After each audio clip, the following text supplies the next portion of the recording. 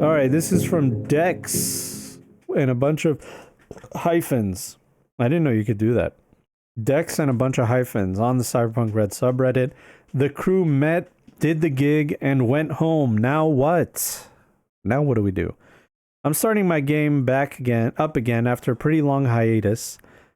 Considering we only did around 8 to 10 sessions, I figured now would be a good time to implement any changes based on the experience so far. And one of my major hardships was bringing this crew together. What? You guys did 10 sessions and they're not together? The first time it was easy. A fixer who knew all the members individually assembled them together as a crew. But after that first gig, none of the players are really left with much reason to stick together. What I ended up doing is having the fixer give the group's information to someone else who then gave it to someone else, which with each of them hiring the group for their respective gigs. But this just feels a little contrived and not particularly organic. Any GMs have any advice for encouraging the crew to stick together and form bonds that would last between gigs? All right.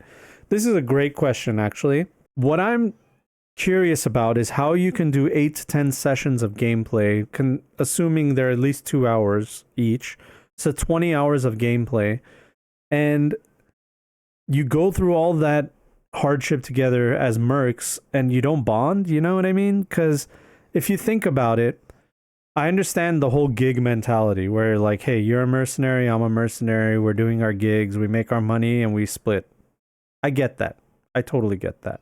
You guys should already have a bond together because of the stuff that you've been through.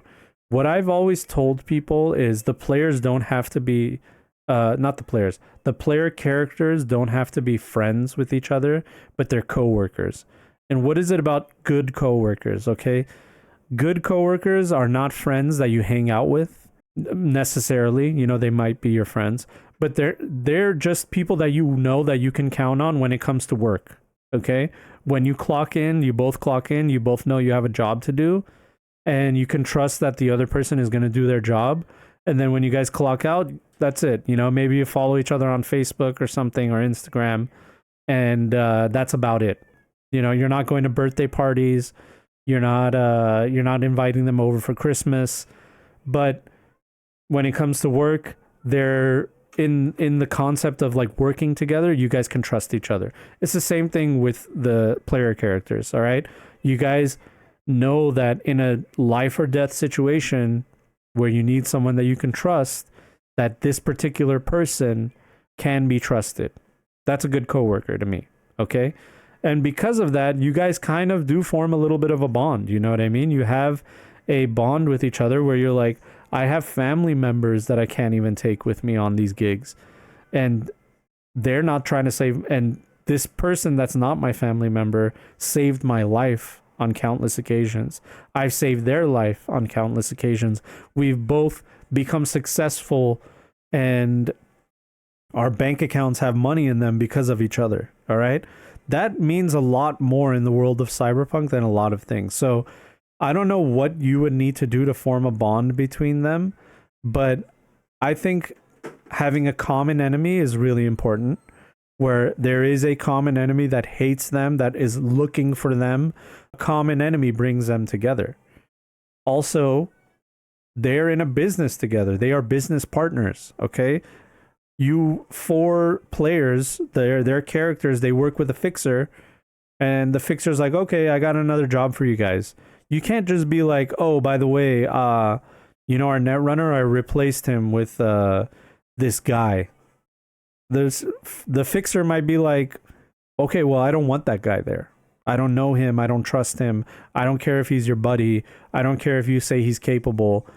I need a netrunner for this job. You guys worked with that netrunner. I've seen what they can do. I want them back. You know what I mean? And that also creates a different bond where it's like you're forced to work together now because you're a victim of your success. Okay? So I think after 8 to 10 sessions, that bond should already be there. The players should already want to work with each other. I kind of need a little bit more information here. Like, I need to know, are the players actively, like, kind of PvP not working together or something like that? I don't know. The players are in too deep with each other already. They're making money together. they're in danger together, they have common enemies, and they're successful together. So they have no incentive to not want to work together. I'm not saying that they don't do side gigs and work with other people. I know it's kind of hard after a hiatus to try to bring the characters back together, but there's ways you can do it. I always like looking at their life path, what's going on with their life path. In fact, I like to connect everybody's life path with like somebody, usually a fixer that knows everybody, all 4 of them or all 3 of the players, whatever. A fixer knows all of the players or knows one of the players that introduced him to the other players, that kind of situation. So I use that kind of methodology for that.